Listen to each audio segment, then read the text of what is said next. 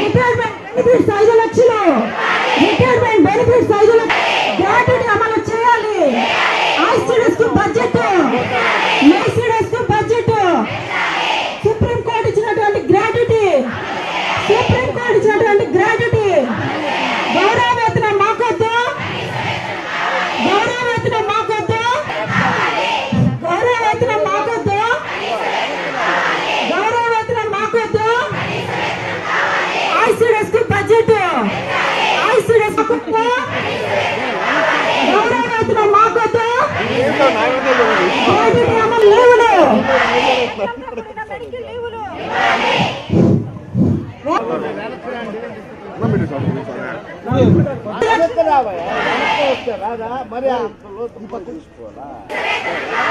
గౌరవవేతనం మాకొద్దు, గౌరవవేతనం మాకొద్దు,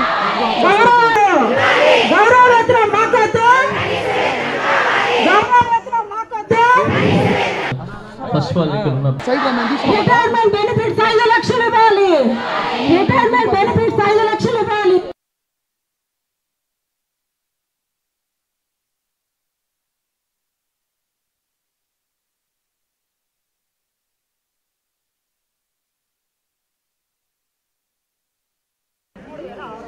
ఇస్తున్నారు సార్ ప్రజెంట్ మనకి ఏపీలో 11,500 ఇస్తున్నారు సార్.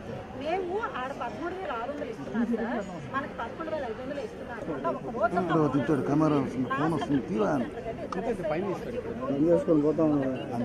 వచ్చినా కూడా మేము మా పేరెంట్స్ మా లబ్ధిదారులతో పోరాటం చేసి మేము ఈరోజు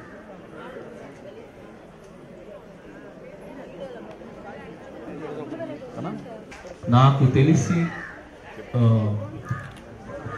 తల్లి తర్వాత తల్లి ఎవరైనా ఉన్నారంటే అది ఆయా.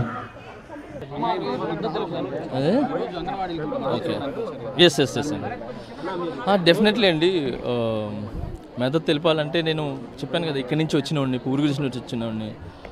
అక్కడ కూడా నేను తిన్నవాడిని, చదివినవాడిని. బిషప్ షూరి హై స్కూల్లో చదివినవాడిని నేను. మన బిషప్ షూరి స్కూల్ ఉంది కదా అక్కడంతా. సో ఎన్ని ప్రాబ్లమ్స్ తెలుసు. నేను వచ్చింది పాత చెక్ పోస్ట్, నేను పుట్టింది అక్కడ పాత చెక్ పోస్ట్ దగ్గర. అక్కడ అందరూ ఉన్నారు. ఇది ప్రతి ఒక్క కులాలకు సంబంధించిన వాళ్ళు కానీ, ప్రతి ఒక్క ఇది చేపలు పట్టేవాళ్ళు అందరూ, బిస్కెట్ పనులు చేసుకునే వాళ్ళు, మెకానిక్ పనులు చేసుకుని అందరూ ఉన్నారు. కాబట్టి నాకు అక్కడి నుంచి వచ్చాను కాబట్టి నాకు తెలుసు వాళ్ళ పిల్లలు ఎలా ఉన్నారు, ఏం చేస్తున్నారు, వీళ్ళు ఎంత బాగా చూసుకుంటారని చెప్పి.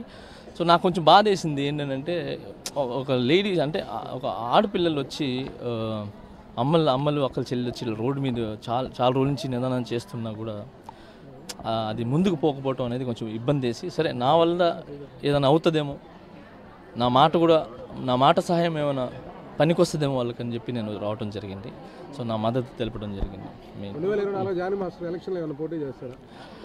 సార్ అది తెలియదు సార్. ఏ పార్టీ నుంచి సార్ మద్దతు అనేది ఇంకా దాని గురించి నేను తర్వాత మాట్లాడతాను సార్. ఏంటంటే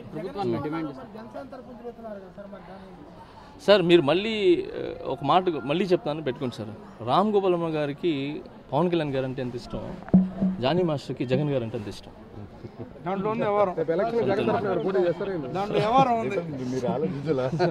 సో ముందు ఏం జరుగుతుంది ఏంటనేది తర్వాత చెప్తాను నేను.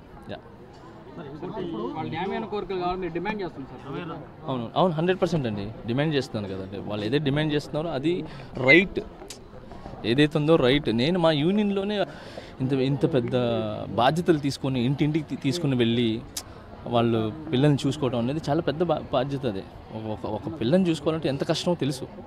సో అలాంటిది వాళ్ళు అంత కష్టపడి చేస్తున్నారు. మళ్ళీ ఎప్పటికప్పుడు చూపిమని చెప్పి ఒక ఫోన్లు ఇస్తున్నారు. ఆ ఫోన్లు సిగ్నల్ ఉండదు, ఏముండదు. వాళ్ళకి ఇచ్చే ఫోన్స్ అలాంటివి కాబట్టి సిగ్నల్స్ ఉండవు. సో అప్పటికప్పుడు పెట్టాలని చెప్పి ట్రై చేస్తారు, పాపం అది దొరకదు. సో మీరు పని చేయట్లేదని చెప్పి అదొక ఇది వస్తుంది. ఏదైతే మధ్యలో ఉంటారు కదా సార్, పైన వాళ్ళు బాగుంటారు, కింద వాళ్ళు ఇది ఉంటారు సార్. మధ్యలో వాళ్ళు చేసేదానికి పైన వాళ్ళకి కింద వాళ్ళకి ఒక బ్రిడ్జి ఏర్పాటు చేస్తారు సార్. ఎప్పుడు ఏంటంటే కింద వాళ్ళు నమ్ముతారు, పైన వాళ్ళు 100% వాళ్ళు నమ్ముతారు. ఈ మధ్యలో బ్రిడ్జ్ చేస్తారు చూసారు సార్, వాళ్ళదే ప్రాబ్లం. సో వాళ్ళు కరెక్ట్ అయితే మిగతా అంతా బాగుంటుంది. సార్ అది మీకు ఏమనిపిస్తుంది రాసుకోండి సార్. సార్ ప్రభుత్వం మీద నేను మాట్లాడేది ఏం లేదు సార్.